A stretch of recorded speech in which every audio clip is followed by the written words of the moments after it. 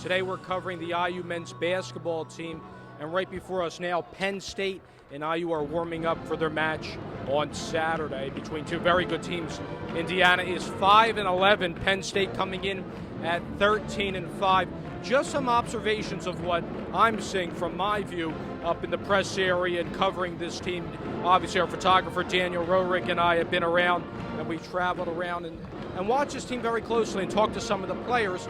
And what we've heard is, it's a tough time. It's a rebuilding phase. They are battling it out, and maybe some fans might be a little ambivalent to the fact that, this team may not win every game. I know a lot of people preface that they want to win now rather than 4 or 5 years down the line, but this team obviously is battling and doing everything it can.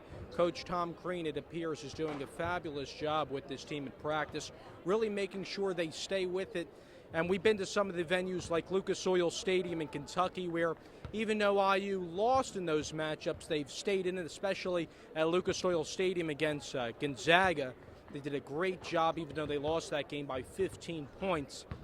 And Kentucky, one of the things that really happened in the Kentucky game was that they tend to have a bad starting time, and also they have a kind of lackadaisical finishing the game as well. IU really doesn't get off to a great start, and towards the winding moments or the waning moments of the game, they tend to struggle a little bit. And I know Coach Crean is definitely going to put that on his number one agenda, and it has been this past week in practice. A couple players that have been playing excellent have been Devin Dumas. He's doing an excellent job leading this team. He's one of the top leading scorers from Indiana.